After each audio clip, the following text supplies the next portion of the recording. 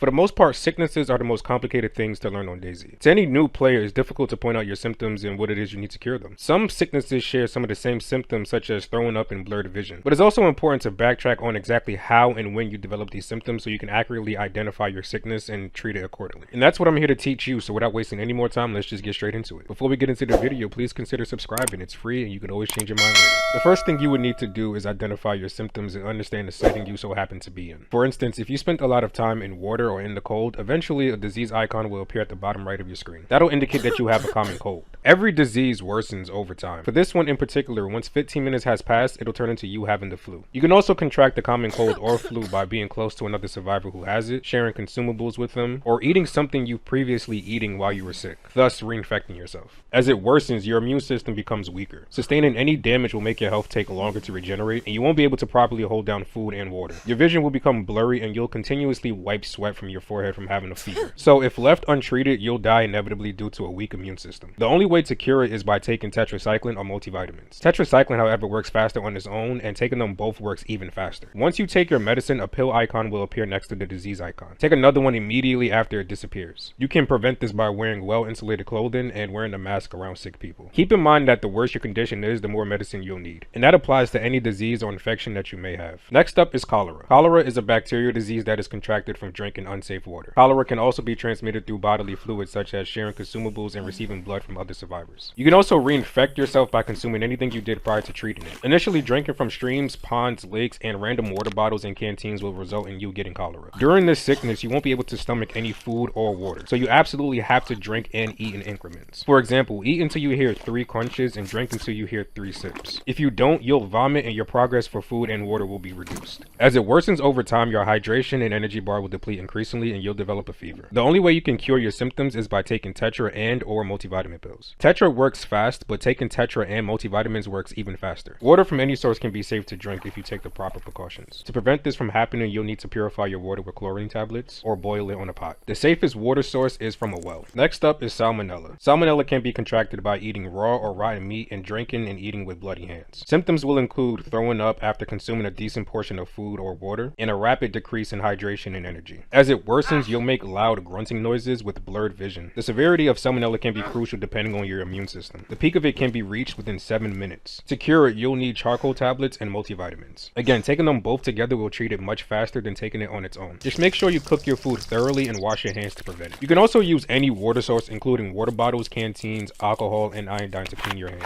A friendly reminder that if you drink gasoline for whatever reason, charcoal tablets works for this as well. Next up are wound infections. Wound infections can occur due to using any bandage that hasn't been disinfected. You can bandage yourself with bandages, rags, bandanas, and sewing kits. To properly disinfect one of the 4, you can use alcohol or iodine. You'll know you've properly disinfected it when it says disinfected at the top of the description. The likelihood of you getting a wound infection varies depending on what it is you used. Bandages have a 5% chance of resulting in a wound infection. Rags and bandanas have a 15% chance. Sewing kits have a 30% chance. And if you leave it untreated, it will form a clot and it has a 40% chance. Symptoms include blurred vision, drained stamina, hydration and energy lost, and grunting. Before it worsens, you could use alcohol or iodine directly on the cut to cure it. But after 20 minutes, the infection starts to spread throughout your body. It'll result in your immune system to become significantly weaker. You'll no longer be able to cure yourself with just alcohol or iodine, and you will need tetracycline. Without tetra, you'll die inevitably within 40 minutes. Keep in mind that tetracycline has no effect in the first stage of having a wound infection. Sometimes situations are dire, and it'll result in you having to use any bandaging as quickly as possible, which is why there's only a probability of you getting an infection, rather than it being guaranteed. If you absolutely need to bandage, don't hesitate and just worry about the infection later. If you keep your immune system well maintained, it'll be harder for you to contract cholera, the flu, and salmonella. I only went over sicknesses that you can cure. Brain disease is a result from eating human steak, and there's no cure for it. Just don't eat human steak. A hemolytic reaction is a result from using the wrong blood type during a blood transfusion. There's no cure to a blood infection, but you'll just have to let it run its course and hope that you don't die in the process. You can check your blood type by using a blood testing kit. There is a cure for gas poisoning, but I'll go over that in a separate video. In the next video, I'll talk about bases, the best locations for them, and how to build them. With that being said, that is all for today's video. If you guys enjoyed, hit that subscribe button, and I'll see you in the next one.